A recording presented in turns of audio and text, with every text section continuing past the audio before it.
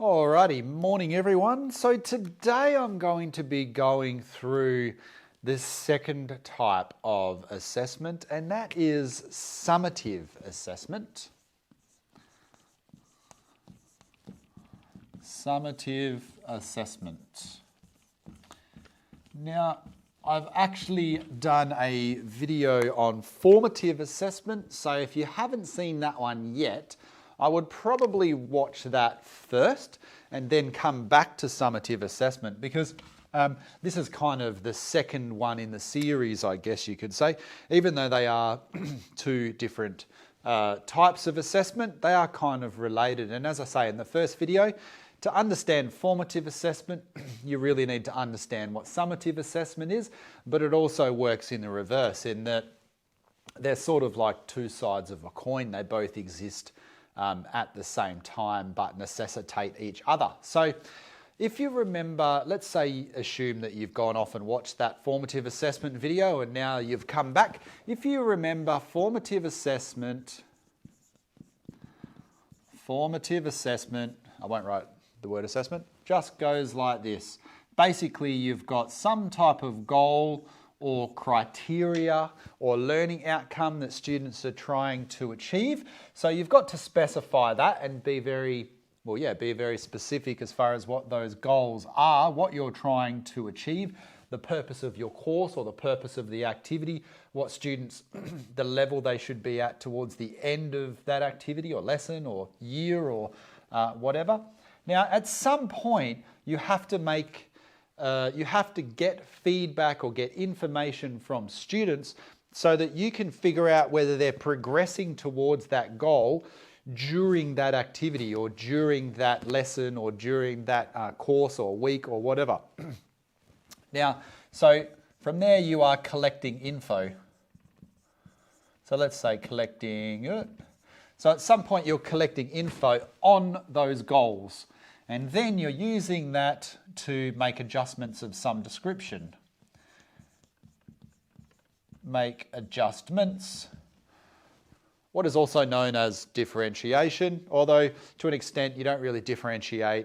Well, to the extent of if you're making changes for individual students, it's not differentiation if you're making wholesale changes to the way in which you deliver that particular lesson or activity or and so forth, because you might slow the whole lesson down or you might just deliver some extra strategies and so forth for some individual students. But anyway, that's the general process of formative assessment, is that you've got this end goal in mind and that leads to not new goals, but a better chance of students achieving those end goals that you were originally seeking out to achieve. And formative assessment is what I consider to be, I like to think of it as informal assessment. So even though there are some types of formative assessments like diagnostic tests,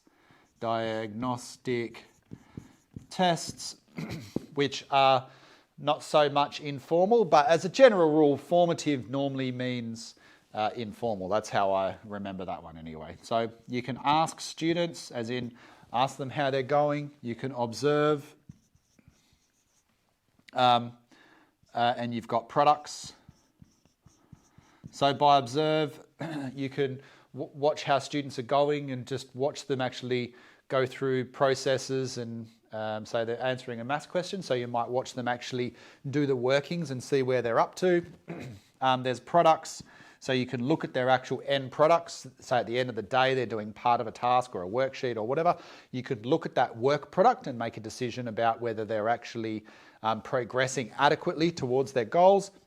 And you can also, I just call this listen, but I think in the formative video I was saying listening is actually really more like eavesdropping, because it's an observation in a sense, but it's more like eavesdropping. So it's that sitting back and observing and just trying to get a feeling for how people are going by listening to the conversations that they're having with each other, their facial expressions and so on and so forth. So there's some of the different ways that you can carry out formative assessment.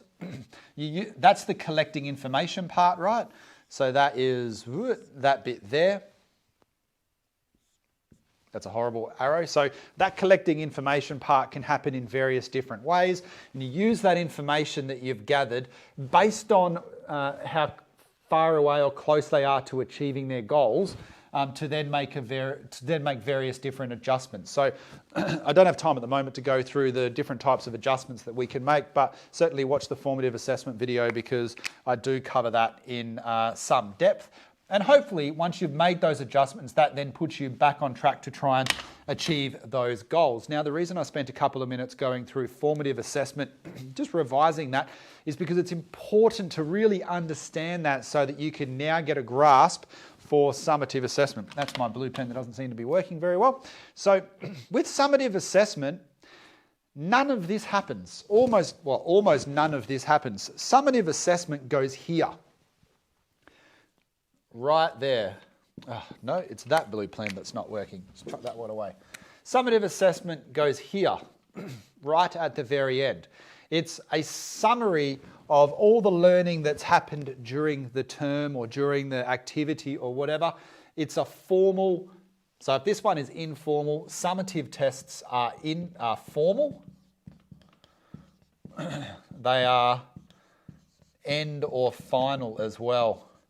So they usually think of them like exams, tests, assignments, and they happen at the very end and they are final. So that's probably the most important aspect, or one of the most important aspects of summative assessment, that they do have a final outcome. So quite often what that means is there's no feedback and no follow-up.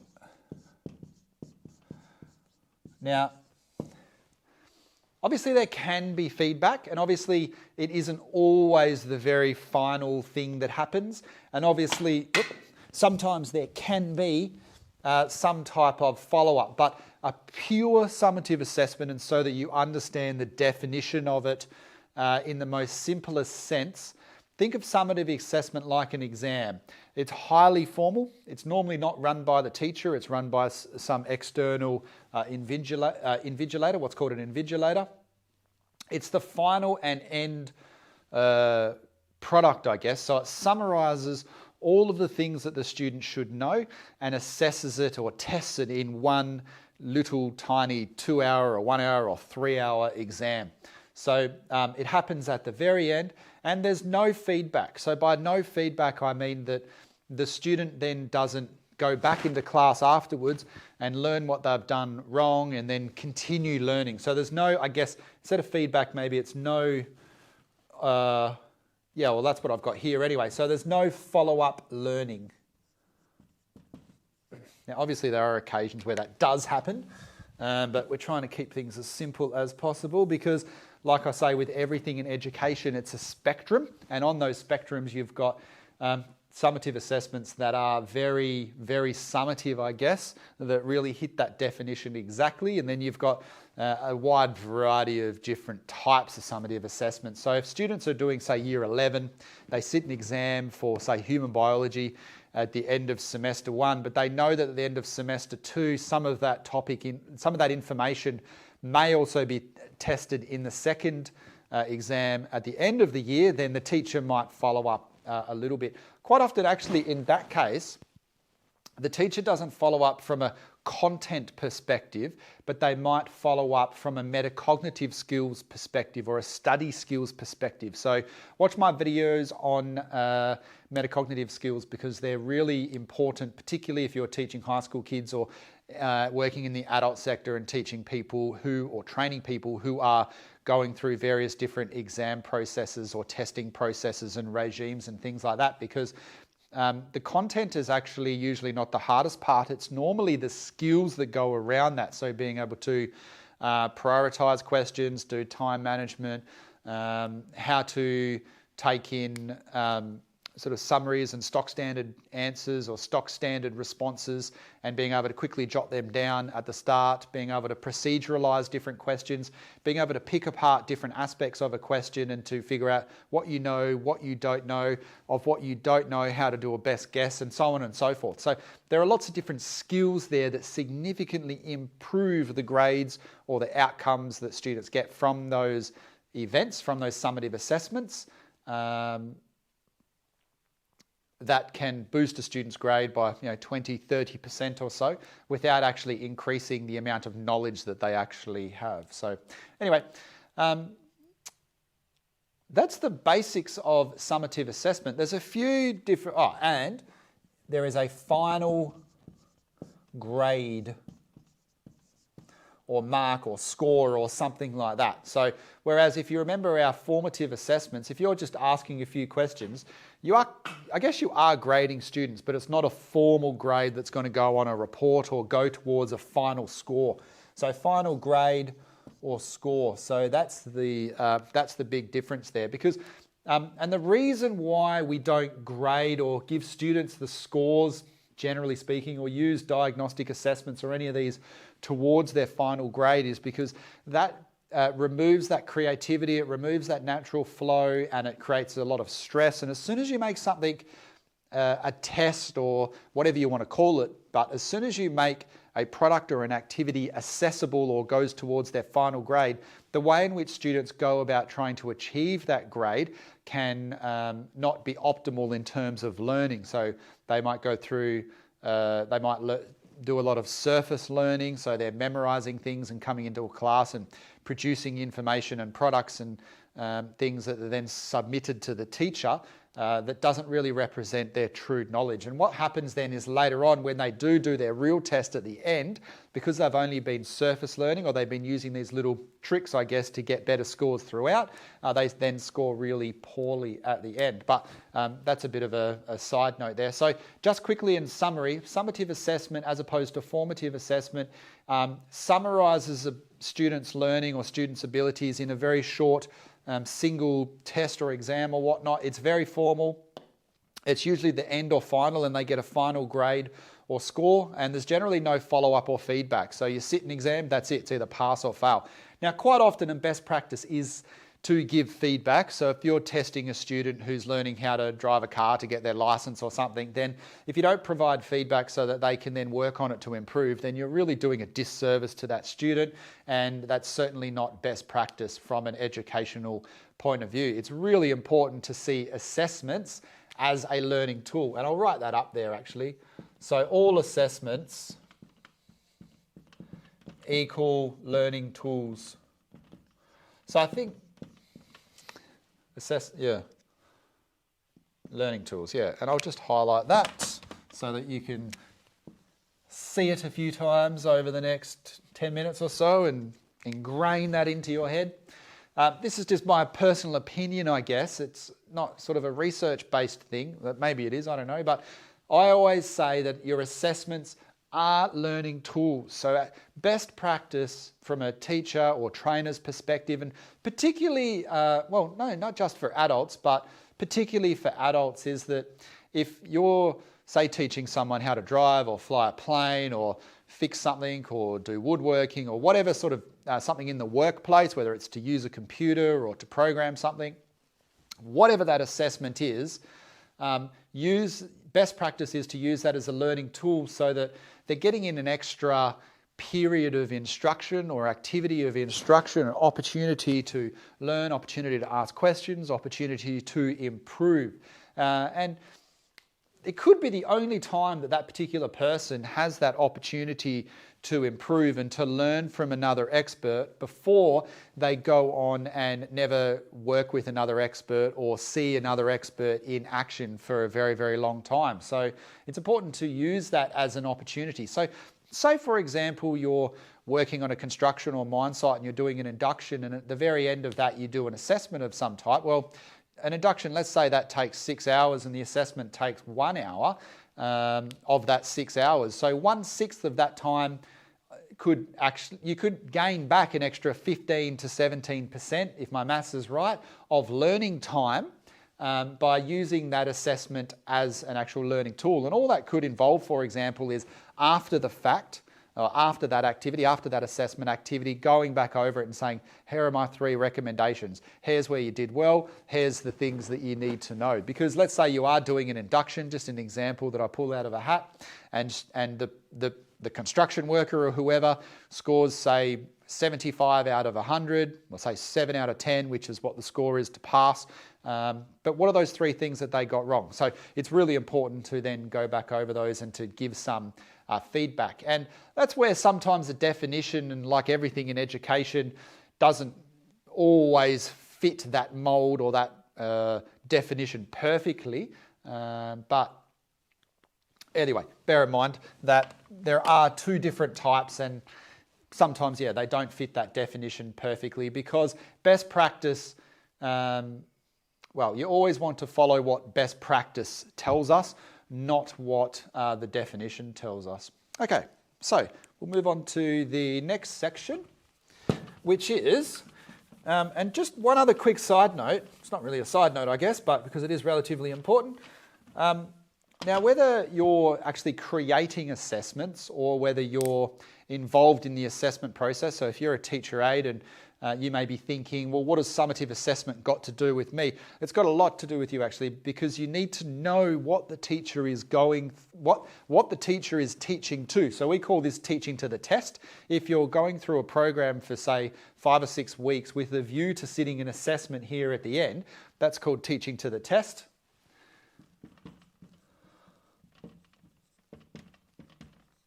That's called teaching to the test. Okay, so you need to know, if you're the person in that class helping that teacher or helping students in that class, that they are going through this process here.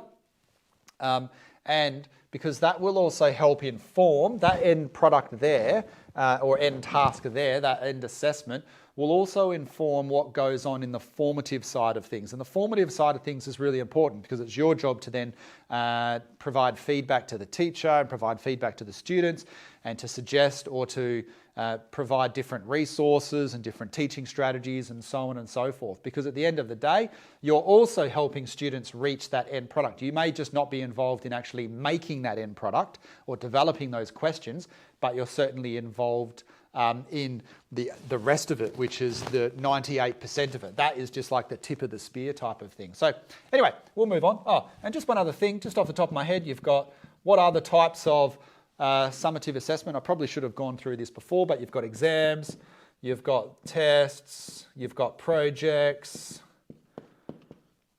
you've got portfolios. Nope, that is not how you spell that. That is still not how you spell that. I'll go on this side. Maybe you can see. Portfolios. And you can also have other things like case studies and scenarios and practical tests, practicals, some type of practical test or practum or whatnot. There's assignments. And obviously there's a whole range of different ways that you can go about doing that. You can do it individually, you can do group assessments and assignments and things. There are oral interviews and presentations. Okay, so there's various different types of summative assessment. Just think of the types of things that you would do at university or high school kids do, or various different testing regimes that are out there for licenses and things like that. NAPLAN, if you're in Australia, is a summative assessment. Okay. Let's change pens. So I just want to move on to probably one last thing, and that is how summative assessments, not how they're developed, I think that's a very different video, but there are really 2 different ways, 2 main ways that summative assessments can be assessed. So the first one is called Criterion-referenced, and the second one is called norm-referenced. Hope I spelled this right. Norm-referenced. So it's, say, a norm-referenced test, norm-referenced assessment, whatever. Say norm-referenced criteria. Norm reference assessment. Yeah, norm reference assessment. It's a coffee time, I think. Norm referenced assessment and a criterion referenced assessment.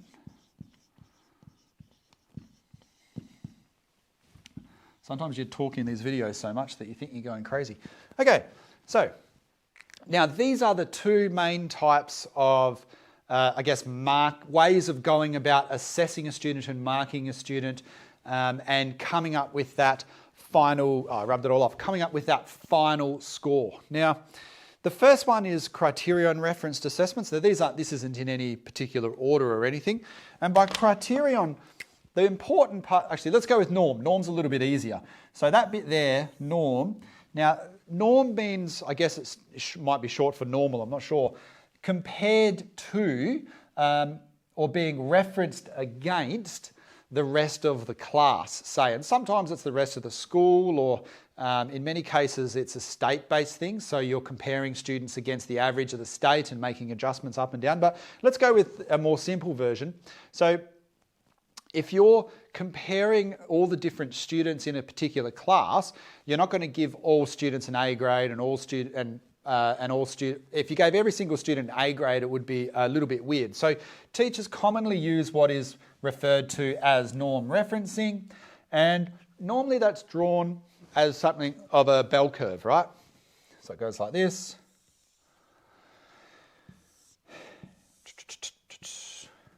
Hopefully I've done this correctly, or I'll look a bit silly. Let's go green. So the majority of, that's not quite right. The majority of students, about there, will get around, no, that's not, yeah, something like that. You'll get the point. Hang on, let me start again. Okay, so basically the majority of students, you've got your bell curve here, goes like that. Now there's a line in the middle. The majority of students will be in here and they'll get around a C grade. So that's the average sort of student. And the C grade will be, say, 50% to about 64%, 65%. So that's your C grade of students. Now you'll also have another line here and another one over here where a very small percentage of students will get an A grade, and another percentage here, a larger percentage, but so there's probably double the number of students get the B than who get an A, but definitely the majority of students get that C because, yeah, that's the sort of average, I guess. A, B, C. A very small number of students get, say, an F. Sometimes they call that an E and whatever else, but a D, again, the same number get a D as a B. So that is called a norm referenced assessment because the score that students get is referenced against what is, I guess, normal for everyone else. So let's say C is considered to be normal, right?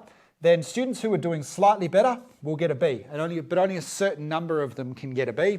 And students who are doing even better than that will get into that A grade, and you've got an A plus maybe, and you probably wouldn't do anything down the other end. So that's called a norm referenced assessment. Now, obviously there are problems with that because you get some classes where lots of students sit in this area here. So say in here, let's say this is up here, you'll have the number of students. So you might have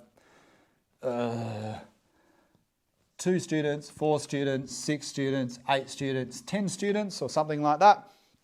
So obviously you're not going to have, let's say you've got 1, 2, 3, 4, 5, 6, 7, 8, 9, 10 students that sit in there, and in the B you've got that many, and the A you've got 2. So you've got a small number of students that sit in those. Actually, sorry, that one is also incorrect. I probably should have drawn this up before I started the lesson. So you've only got a small number there, slightly more, and a larger number here. Now, obviously, where those students sit has to be under this type of grading system. You have to have the most number of students sitting in that C area. So you have to, and what the teacher will have to do is write the assessment based on the idea that most students will sit in there. So if they make it too hard or too easy, then that will stuff that norm referencing assessment grading criteria or grading process up, because you're going to have too many students that are at a B, and then of course you're going to have a very different looking bell curve. So if it was way too easy, you're going to have maybe something like that, which you don't want because, again, you want the majority of students to be sitting in the middle. Now, obviously, there's a bit of a problem with that because quite often what happens is that you rarely get I'm not saying you rarely get a class, but you quite regularly get classes where a lot of students are falling towards that side, or a lot of students are falling towards this side. And you probably aren't ever going to get a perfect bell curve type class anyway, because this is, I guess, the average of all classes to get that perfect bell curve, and you'd need several hundred students probably to get a perfect bell curve. But teachers actually, by, I guess, instinct, naturally develop their assessments to be around here anyway. And that's what they teach to. Because remember, we teach to the masses and then we differentiate out in either direction. Now, most people differentiate out only in that direction, which is poor practice. You should always differentiate out in this area as well. Because remember, a developmental curriculum means that students are at point A, they have the right to get to point B, and here is your teaching expertise, strategies, so forth, to get students to B. But if students are already at B, in a developmental curriculum, again, that means that all students have the right to develop. Then if they're already at B, you need to deliver that same level of expertise here to get them to C. So, just bear that in mind. In my opinion anyway, all students have the right to an equal amount of attention from teachers, teacher aides, and so on and so forth. I also call these the middle grounders. That's the sort of term that I've always used. You won't see that anywhere else, so don't start looking it up, although you probably will. It'll just take you to one of my blogs. And those middle grounders are the ones that are quite often ignored. So, because we tend to spend a lot of time here helping these students out and ignore the rest, or we'll teach to those, but we won't do too much in terms of adjusting our curriculum and resources to help them out, even the high-flying ones.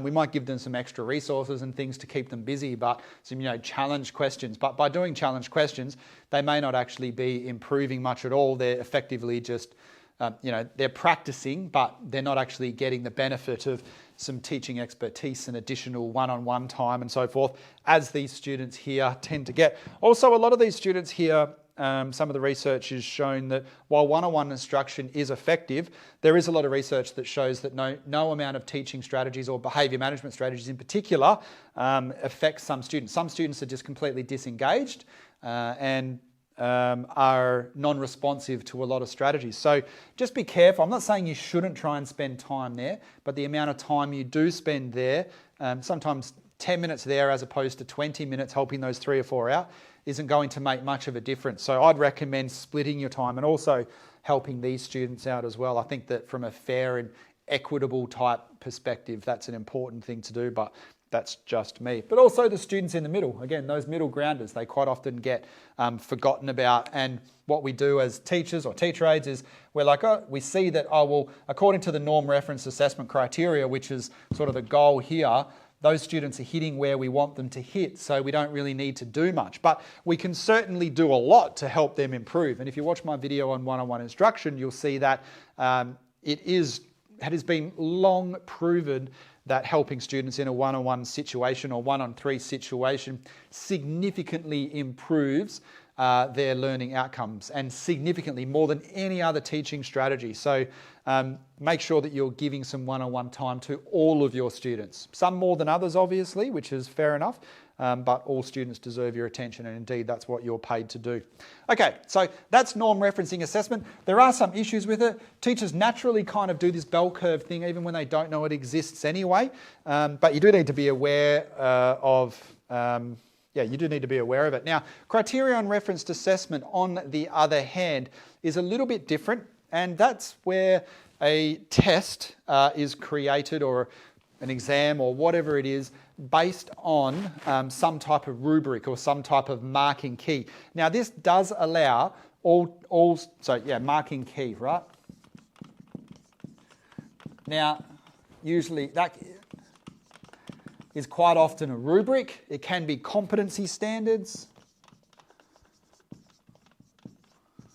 It can be some competency standards. There are a whole range of different ways in which this particular type of grading system can be used, but basically there are some predetermined things that a student needs to do. Now this is commonly used, for example, in mastery learning or in any type of adult learning or training environment. Teachers normally tend to do this, even though that's not considered to be sort of best practice necessarily, because again, two classes are very rarely the same. So, and as long as for this one here, you're very clear on what you're going to do and what you're assessing students against, that is a way that you can combine both of those different types of grading systems. And that's what happens more often than not. But unfortunately, well, not necessarily unfortunately, but one of the byproducts of just the natural way that we teach is to think that most students will fall into that sort of middle category. So just bear that in mind as you're going through, if you're ever developing these types of tests, even if you're running a small group and you're a teacher aide and you're running a reading or writing or numeracy thing, just bearing in mind that there's nothing wrong with having all students getting an A, and there's nothing wrong with having all students getting an F. If that does happen and should happen quite regularly, that doesn't mean that you're not teaching properly. It might mean that you're not teaching properly or not using teaching strategies and so forth, but it might actually just mean that of that particular class that you've got, a lot of them fall into a certain category. And that's why it's important to have a criterion or having a set of criteria. Even for this type of assessment, we'll still have some type of criteria, but we consider this to be a separate grading system, which does allow for the fact that all students could fall into an A. Now, quite often this one is used more so for a pass-fail type thing. So it can be that you've got 1, 2, 3, 4, 5, 6, 7, 8, and you have to get 8 out of 8, or you have to get 6 out of 8 correct. And it might be an observation, for example. So an observation might be a student can change a tyre, the student can change the front tyre and the back tyre. The student can adjust the seat on the bicycle. I'm thinking of say a year 9 workshop type thing. The student can check the brakes. The student can adjust the brake pads. The student has cleaned the bike. The student tests the bell is working, and something else. So point is that criterion reference is usually a yes, no, yes, no, yes, no, yes, no. Not always, but that's how I seem to think about it. It's a little bit easier to think of it in those types of terms. Competency standards, if you're doing any of the adult learning training type stuff, usually that's some type of competency standard, which is very similar to this, but sometimes it can get quite subjective. So if one of those competency was use at least 5 teaching strategies, obviously the way I define teaching strategies and what I think are the important ones is going to be very different to someone else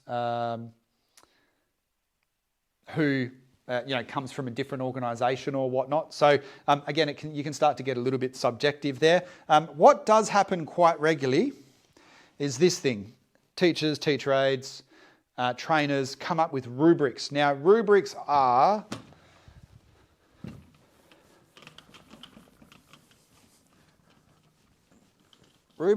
can be your friend, but also they can be abused, I guess you could say.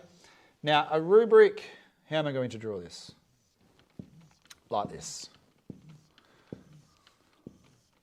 So, let's say we've got some type of table grid here, and we've got, remember how we had the 1, 2, 3, 4, 5, 6, 7, 8 there for that student who was doing a service on a bicycle, right, in like a workshop type class or something. So let's just assume that we've got these down the side. This time we've got 7 of them. So, and we'll write them in each one. So you'll have a descriptor. What is known as a descriptor will go in with each of those. And quite often it's best practice to give these to the student. In fact, that's always best practice, to make sure that you're very transparent on the way in which you're going about marking something. This is quite often used for essays or anything along those lines. It's a little bit more subjective. So you might have a section on referencing that's worth, say, 10%, or a section on volume of research or amount of research, a section of understanding of the topic, a section of writing skills, or so on and so forth. So, and you put them in sort of a logical order. You might have seen these in the past. And then across the top, I've only got 3 here. but let's just call it low. No, let's not go with low. Let's call it BA average. Okay, I'm going to invent this. I'm sure I'm not the first person to do this. Let's call it BA, below average, AV for average, and AA for above average. So what you can do is you're watching a student go, by the way, just one other thing, quite often they have little descriptors in each of these as well that sort of explains what, for that one there, what that means, for that one there, what that means, and that's usually, say, a sentence or two, something like that. So anyway, you don't have to have that, but that's what a more in-depth rubric can look like. And again, as with all these types of things, you can develop your own rubrics quite easy. They're actually not that hard to do. They do come in handy, for example, if you're teaching sport. I used to teach year 1 and 2 sport for a year or two there. For, I don't know, 4 hours a week or something. And rubrics are really good if you're assessing a student against the different developmental stages or steps or requirements or whatever they're called these days. And let's say you're playing, say, soccer or whatever, you can divide that particular skill into 6 or 7 different areas, 3 areas, 5 areas, whatever. Have a grading system across the top. You could have 3, you could have 5. Quite often you might have 1, 2, 3, 4, 5, and then down the bottom you could do a total score or something. So there's a range of different things that you could do. But for sport and any of those manual activities that are very subjective, I find this is a really good way to do it. And you can, down the bottom, you would have a comment. Okay, watch my video about feedback, because feedback, including this type of feedback, is a really important area that, again, like a lot of the videos I do, unfortunately, is not taught at universities. Not formally taught at universities. I think it's just assumed that students will know how to write a comment. And there's lots of other aspects to feedback that is super important to that student's ongoing development, particularly in, as I keep saying, a developmental curriculum. So please watch that video on feedback. So anyway, and across here, now let's say you just go through and watch the student and you're observing them and you can ask questions and whatever. And bear in mind, they'll also have this. You can kind of go there, there, there, there, there, there, there. Comment, yada, yada, yada, yada, yada, yada. This is what you did good. This is where you could improve. Overall, not bad. You need to come to school more often to learn how to do this stuff.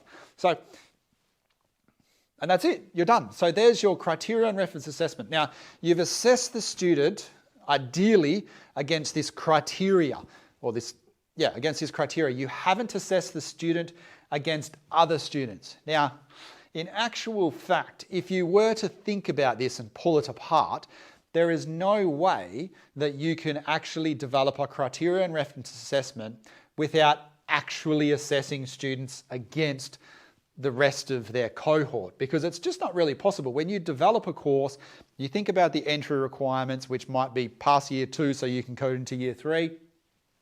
You're always going to have some type of idea subliminally in your brain as you're developing assessments about what the cohort is capable of doing and not capable of doing, because you're not developing these for one single student. You're developing it for a cohort of students. Just like you are here, you're delivering a lesson and content and whatever for a cohort of students, and you're developing an assessment that's based around that with some questions so that this student here or these students here can make sure they get their D, and maybe 1 or 2 very simple ones there so they can at least get 10% or something. And you're adding in a few questions to help this guy out and a few more to help this guy out too. So either way, you're always, even with criterion referencing, you are actually to some extent referring to your total cohort, or the ability of your total cohort. But norm referencing is where you blatantly do it. So you blatantly, regardless of the score, you blatantly put people into specific areas. And this is more the old school way of doing it, but I like to show people this because teachers naturally do it anyway. They naturally teach to it and naturally assess to it. And then they naturally develop criterion-referenced assessments based on the norm-referenced assessment. So in the past, for example, you could, and you still get this for the university entrance exams and things these days, you can have students that score like this, right? let's say you've got 5 students who out of 100 scored 98, 96, 95, 92 and 87. Pretty high scores. Now, the student that's 98 is going to get an A. The student that's 96 and the one that's 95 is going to get that. The one that's, I haven't really done this right, let's say 92 goes there, but that student who scores 87, they're probably going to get a D, maybe even an F, right? Because let's say your cohort was only 5 or 6 big. Using norm referenced, that person there has basically failed compared to everyone else. Not basically failed, they've got a really good score, but using a norm reference, pure norm reference process, they actually belong there. But on a criterion reference system, those scores there are the equivalent to almost getting above average across here for everything. Okay, so I hope that hasn't confused everyone. I do like mucking around with maths and things. So there's one other thing that I want to talk about in regard to criterion referenced assessment, because whether you're a teacher developing these things or a trainer, or even if you're a teacher aide or some type of support worker, a disability worker, para educator, school support officer or whatnot, you will come across all this type of stuff all the time, and it's important to know what's going on so that you can be a part of that team. Now, there's one more aspect here. I do want to rub this off. Yeah, sorry. Hope you weren't going to take a screenshot of that one. I do want to rub this off. I think that was so messy that you wouldn't be able to do much with it anyway. Okay. Just from a mathematical point of view, we'll use black. Just from a mathematical point of view, there is a thing, you can weight students' scores, right? So you might decide, normally I'd work this on the other side, so I'm going to try and work backwards. But normally you would decide that number 1, let's say that one was worth 10%, and number 2 was worth 20%. I'm going to have to add this up, aren't I? And number 3 was worth 20%. And number 4 was worth 30%. What are we up to? 40, 50, 60, 70, 80, 90, 5% and 5%. Right, so that works out to be 100%. So their total score in that case, well, they're going to get a score out of 100. So this is just another variation on how to sort of go about doing this. You can make it as sort of complicated as you like, but yeah, so this is called a weighted score. So now if across here, another way to do this might be to give them a score out of, say, 10 or whatever. So let's say 5. So let's say you've got 0 and 5. So for each of those across there, they'll just have a score of 0 to 5. This is called a Likert scale, which I can, well, actually I don't know if this is technically a Likert scale. Likert scale is one that has different things across it. I don't know if it's the right term for numbers. Likert scale, I think that's it. You'll have to Google that, I'm not 100% sure. I think with numbers it might be called something different. But anyway, so you've got a scale there from 0 to 5, say, and that scale you might put a score in here at the end. So you might say 4, 5, 5, 1, 1, where am I up to? 5 and 5. Okay, so now one simple way is instead of having that, you could simply just add all these up, right? So you could say, well, I got 5 plus 9 plus 14, 15, 16, 21, 26. So they scored a total of 26. So that's one simple way to do it. Out of 7 times 5, which is 35. So out of 35, so in that sense, they got 26 out of 35. So that's one possible way to do that, assuming that all 7 of those tasks have an equal weight of importance. But if you do want to change the weight of the importance around, which quite often happens in essays because interpreting a poem is going to score a different amount to, say, spelling, because we don't really care about spelling as much, spelling and grammar. We do want to put it in there, but we might give, say, 10% to that, whereas overall interpretation might be, say, 30% or something.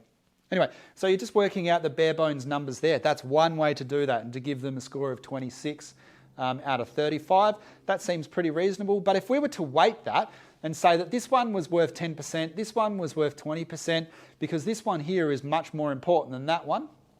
Now, what ends up happening there, so they've scored 4 out of 5 on 10%. So what that means is that we'll need to double that. So they're actually getting 8.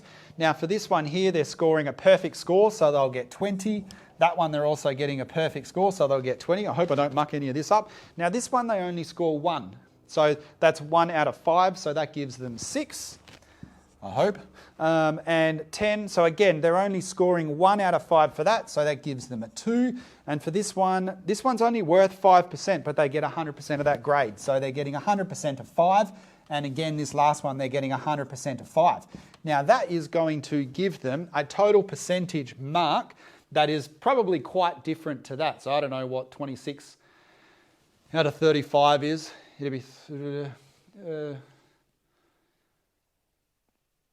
20, 40, 60, 80. I'm thinking it'll be around, so this one here is around 80%, something like that, off the top of my head. So they're scoring around about 80% there. But if we work this out, well, let's just quickly work this out. So that's 40, and that's 10, and that's 8. So that one's 18, and there's 8 there. So that's 8.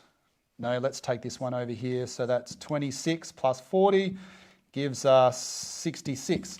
So going by this one, and assuming I've done my maths correctly, we're at 66% here, but if we use that one, we're at, say, around 80%, assuming I've done my maths correctly. So there's a big difference by weighting it in a different way, and that's because of this student here scored really well in some of the areas that we don't really care about that much, but in the areas that we really care about, the important areas, they actually only scored 25. These areas here. So they scored quite low in this one, which is the most important one. They only got a score of 1 out of 5. So they only scored 6%. So, they only got an addition, 6%. So 1 out of 5. So they only added 6% to their total score. So anyway, that's just another way of doing a weighted scoring system. And once you go through and do those, it sort of becomes intuitive in how to go through and work it out. If you know how to use Excel, a quick little formula, we'll be able to figure that one out for you quite easily. Anyway, so that's criterion-referenced assessment and some different ways that you can do a weighted score. And we've also been through summative assessment and, we've been through summative assessment. And a part of that, we've been through criterion-referenced assessment and norm-referenced assessment grading systems. And we've talked through some of the different types of assessment that you might come across as far as summative assessments are concerned, why they are relevant to anyone involved in that education team.